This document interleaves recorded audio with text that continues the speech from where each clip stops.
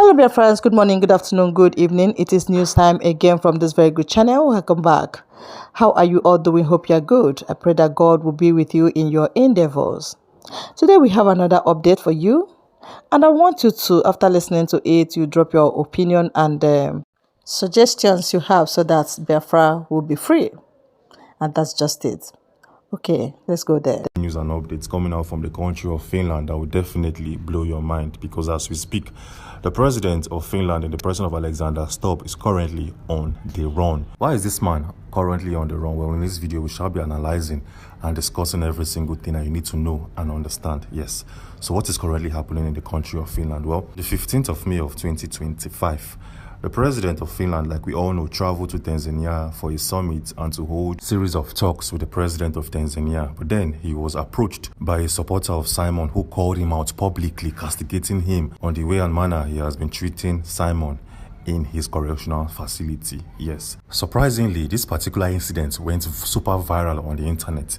It drew the attention of a series of activists domiciled from all across the world. These activists collectively criticized Alexander Stubb. Showing right now on your screen are some of the statements released on Twitter by some highly ranked activists in the world calling out the president of Finland. At the same time, these activists also asked a series of countries of the world to place restrictions on Finland. The moment we saw this press release coming from activists, a series of activists of the world, we never believed that any country will listen to these activists. But surprisingly, it feels and it seems like Russia and Sweden has placed restrictions on Finland regarding the way and manner they have treated Simon and other human rights cases in that country. Well, showing right now on your screen is a quick description of the fact that Russia, Sweden, and also the international group known as NATO has placed a series of restrictions on Finland regarding Mr. Simon's case. Yes, this does not sit well with the president of Finland in the person of Alexander Stubb, because if you look at the map of Finland, you notice that Finland shares boundaries with Sweden and Russia. So if the countries you share boundaries with are not in good terms with you and have placed restrictions with you, it's going to greatly affect your security, greatly affect your economy, and greatly affect other international ties you have with that country. Well, showing right now on your screen is a quick description of the fact that Finland shares land borders with 3 countries involving Norway, Sweden, and Russia. It also shares maritime borders with Estonia, Sweden, and Russia. So as you can see, 3 out of the 2 countries that Finland shares land borders with have placed restrictions on the country. This did not sit well with the president of Finland. And that is why, out of fear and tension, he placed a call. He called the current Prime Minister of Canada. Yes, he called this man as CEO. My country is in a mess. I attended a summit in Tanzania and I was called out, and this got the attentions of some activists, which later transferred this info to countries of the world. And now Sweden and Russia have placed restrictions on me. What should I do? Can you guys come in and help me? Well, just in case you don't believe me, or just in case you want to fact check me, feel free to go to the official Twitter page of Alexander Stubb to find the information for yourself. Showing right now on your screen is a quick confirmation that Alexander Stubb has called on the Prime Minister of Canada and the entire country of Canada to come to their aid. This article reads, and I quote, "Canada is a key Arctic ally for Finland. I had a call with Prime Minister Mark J. Carney. We talked about strengthening economic and security cooperations between our nations." Yes, and this is coming from Alexander Stubb. The moment we saw this tweet, we had to fact check it. We had to double check if the president of Finland actually called the Prime Minister of Canada. Well, we went to the Twitter page of the Prime Minister of Canada and we noticed that he reposted or retweeted the statement coming from Alexander Stubb. This is a very, very interesting one. But then something very captivating happened behind the scenes that we all need to pay attention at this particular point in time.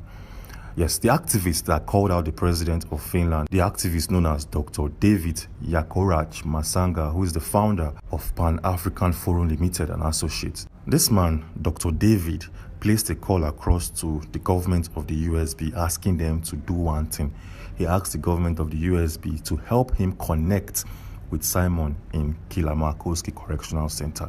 So the question here is, why is this activist trying to reach Mr. Simon? But then we'll come back to this particular case in a second. We'll come back to the conversations heard between Dr. David and Simon, so you can see why this activist wants to meet Simon in person. But then take a look at your screen. Take a look at the highlighted part of your screen. This is a receipt coming from a store domiciled in Canada. Yes, this receipt was for a purchase of a bottle of Coke. So why is this even important? Why are we having discussions or conversations of Coke in a video? Well, everything will make sense in a bit. Just stay with me and bear with me.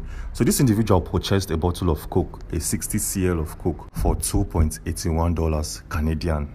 So when you convert 2.81 Canadian dollars to Naira, you have around 3,233 Naira. So an individual who resides in Nigeria noticed that, see, I can actually buy Coke in Nigeria, transport them to the Western world and make a lot of money. This felt like a massive and a good idea. So this Nigerian or this individual bought a lot of bottles of Coke, a lot in millions, and he sent these bottles of Coke to the UK to, first of all, repackage it and resell as a bottle of Coke in that said country. But something happened when his shipments arrived in London. Yes. So when this man goods arrived at the airport in London, the immigration officers there stationed in that particular airport saw his goods. They saw the numbers of Cokes he was trying to bring into their country, and they had to seize this product and run a test to see if these Cokes are actually healthy for consumption for the citizens and residents of that particular country. So the officers took this Coke and ran a test, and they noticed that this Coke, the bottles of Coke received from the USA and shipped into Nigeria and now sent back to the UK, wasn't too healthy for consumption because of some particular ingredients used in making Cokes that were specifically sent to Nigeria as a country. Well, what is the content of this Coke? Take a look at this publication showing right now on your screen. States the soft drinks were destroyed on the basis that they contained excess sunset yellow and benzoic acid, classified as carcinogenic and unfit to be taken with vitamin C, sorbic acid. This statement did not sit with the man, the individual who imported these bottles of Coke into the UK. He was like, no, this particular product was sent from the USA. We haven't even opened it. We received all of these things from the USA, the original makers of Coca-Cola. So why are you guys telling us that this Coke or the Coca-Cola we consume in Nigeria isn't healthy, isn't fit for consumption? You guys must be stupid or must be crazy, because this is coming from a Western world like the USA. But he was shown the report or the result of the test conducted on this Coca-Cola and the effect it can have on the human body. And this man was forced to forfeit all of the shipments of Coke. So where are we heading to? Over the past couple of years, it feels like the NAFDAC as a body in the government isn't active or proactive enough. This guys over the past couple of years is just there to issue out NAFDAC numbers without even running tests on products being sent out of Nigeria and being brought into the country. These guys are just there to give out NAFDAC number, and that's all. Over the years, they have failed to carry out their primary assignment, which is to make sure every goods that is being used by a human is being properly checked and fit for consumption or fit for use. And that is how a country in the Western world, the UK, had to run a test on our own Coke, Coca-Cola, being sent to Nigeria, and they noticed that it's not healthy. It's not fit for consumption because of the ingredients and the chemicals added to Nigerian-based Cokes. Well, this did not make sense.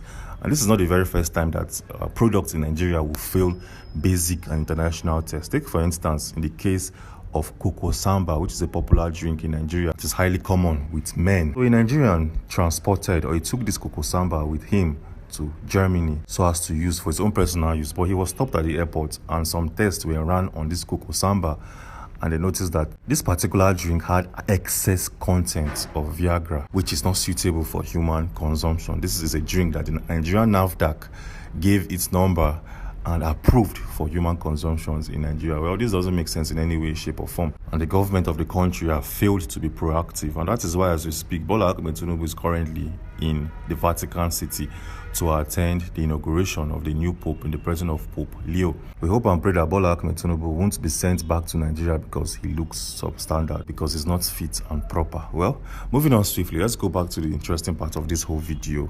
Let's go back to the main reason why this whole video was made. Yes, the activist who called out the president of Finland is currently asking a meeting. He wants to meet with Simon or possibly have a series of conversations through a phone call if meeting him in person won't be successful. So the question here is, why is this activist, Dr. David Yunkoraj Masanga, asking to meet with Mr. Simon? Well, based out some info he published on his Twitter page, he claimed that he doesn't trust the Western world. Yes, he doesn't trust the Western world. Yes, he claimed that Mr. Simon's lawyer in the person of Carl Gumerus is a Finnish citizen and a Finnish lawyer. Dr. David also said that he doesn't trust this man to be the lead counsel or the lead lawyer representing Simon. He's also asking Mr. Simon to add an African or possibly look for an activist who is a lawyer from Africa to join Carl Gumerus in his legal counsel team. Yes, just in case you don't understand what is currently going on here, Dr. David is asking Mr. Simon to get an African added to his legal counsel team.